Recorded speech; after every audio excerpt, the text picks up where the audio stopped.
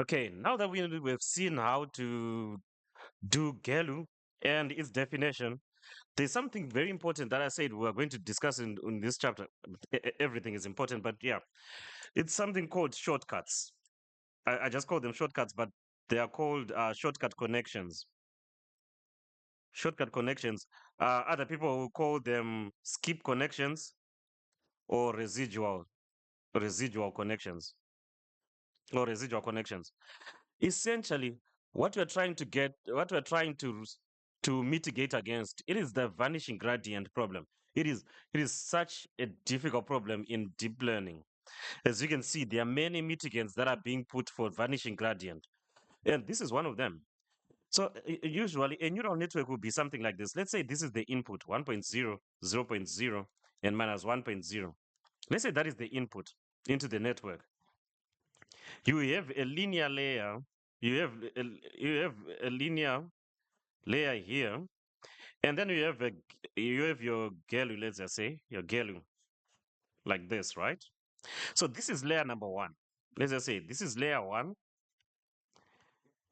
So what will happen is it will do its calculations. You might see that maybe the gradient here, the gradient will come out as 0.0002, and then it is passed on to this second layer that is linear. There's the linear, and your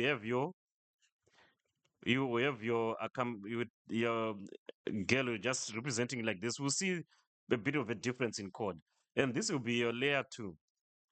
What you might end up finding is that your gradient becomes something like 0.0001, and they are passing that on to the second one, or to the third one, not the second one. They are passing on to the third one, and you have your girl here as well, which is your layer three.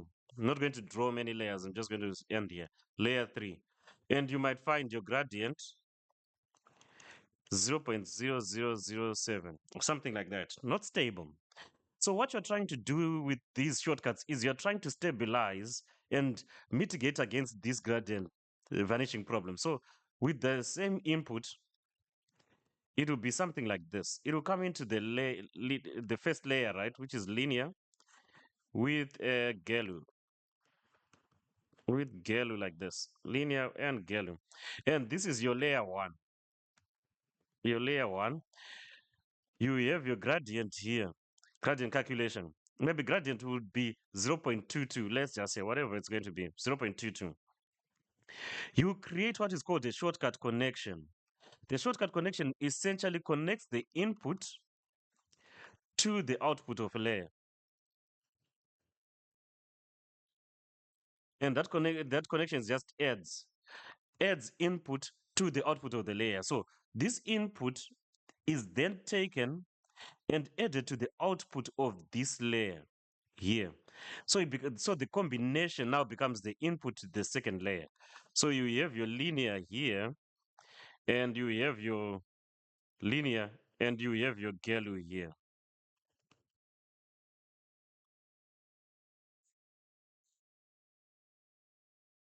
Layer two.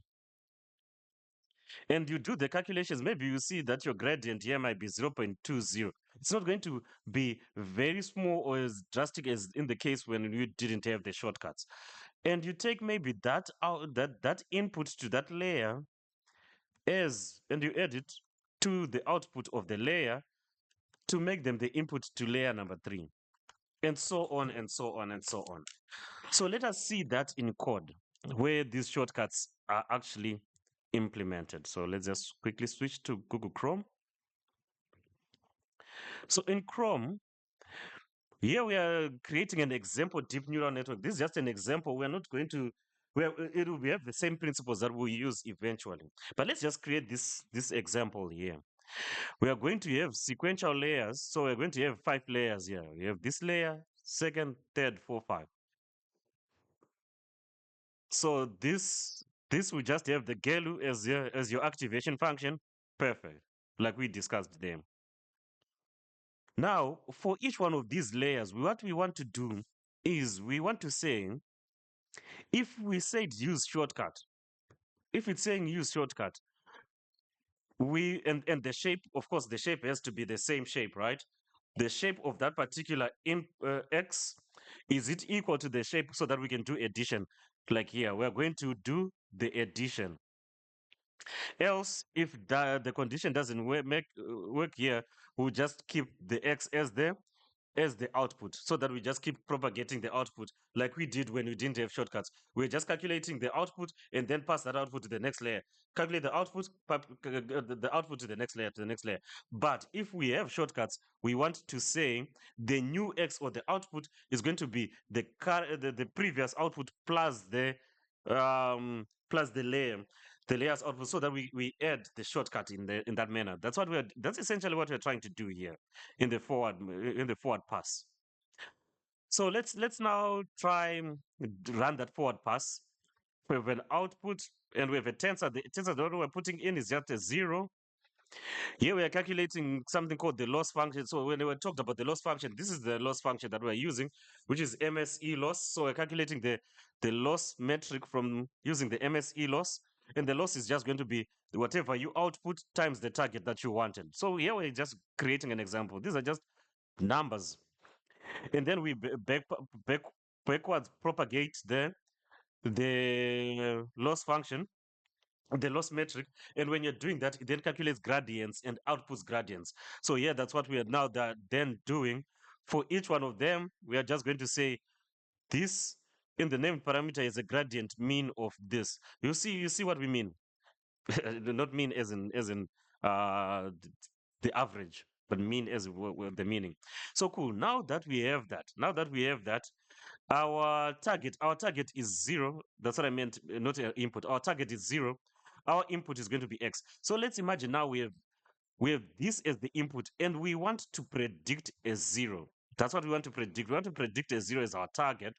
So we are going to say whatever is output from our example network, let's compare it with our target. Let's compare it with our target, which is 0. And we're essentially just trying to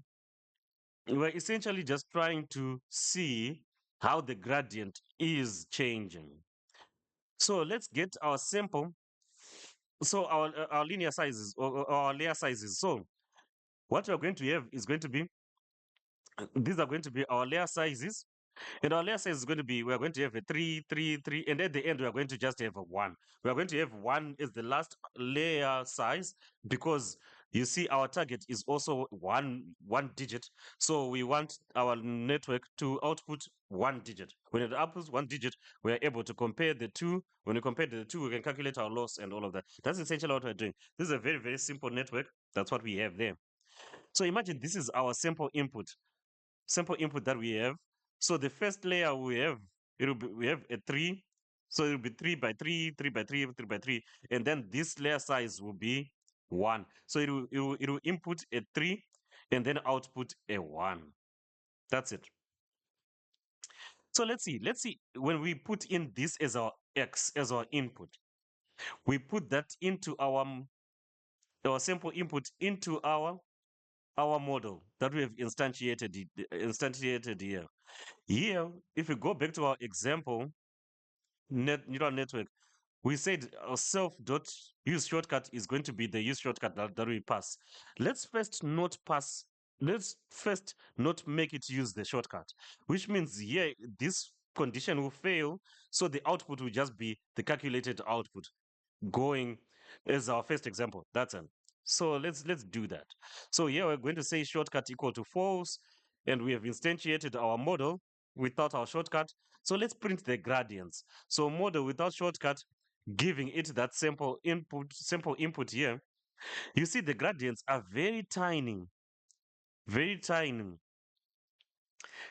So if you have, so when you have, so layer number 0, that's layer number 0, layer number 1, number 2, number 3, they're extremely tiny. And if you have, now imagine you have multiple layers, you have many, many layers. These gradients will, propagating these gradients back into the network, because there's some there's a chaining that happens there, which is we are not going to get into the detail of how these gradients are propagated back into the network, but it's chain products. chain products. If you remember, like when you're doing derivatives and you have to do the chain rule, you have to do the chain rule. That's pretty much how you propagate your gradients back. But if they are very, very tiny, you're propagating very, very tiny and doing chain and doing multiplications on tiny, tiny values. So they'll vanish. They'll end up vanishing and not get to the first layer because they would have vanished. So your loss will not get to the first layer for it to update the first layer weights because the gradients have vanished. That's the gradient vanishing gradient problem. So that's what we see here.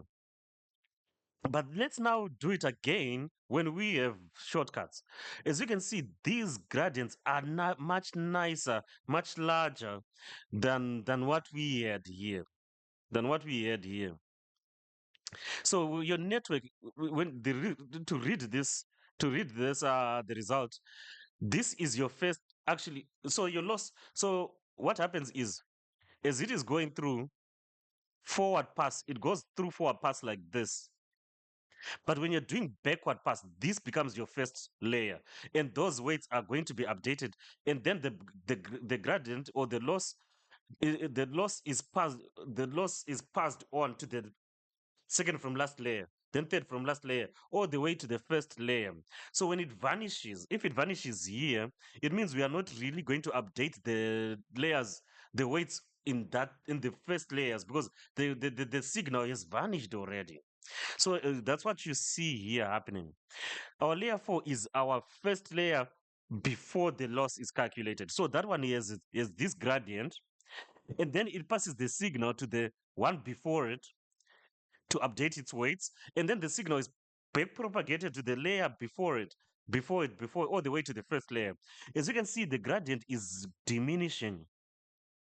So imagine now you had 100 layers. Imagine you had 100 layers.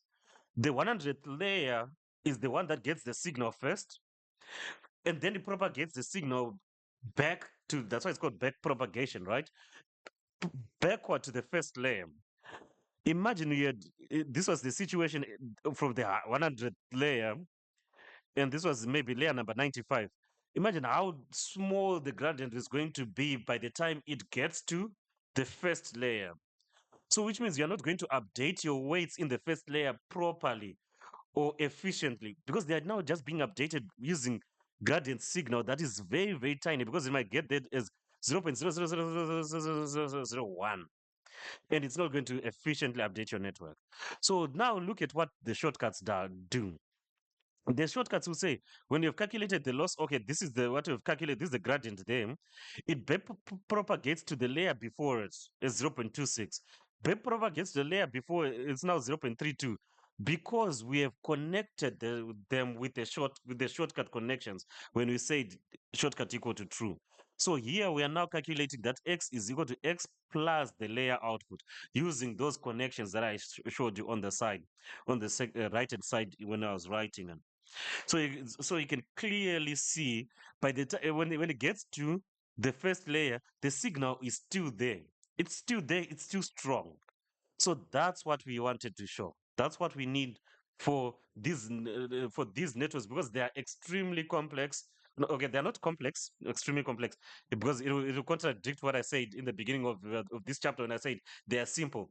When I say complex, it's because they are large. They are really, really large networks with many layers in many parts. So these connections can help us back propagate the signal so that we can update them efficiently. So that is what we wanted to do. Now we want to then, as you can see, the attention and the linear layers. Let's see how we will start putting all of this um, all of this into into our transformer block. We are now at step number 6 where we build our transformer block. So let's see how we are going to do that.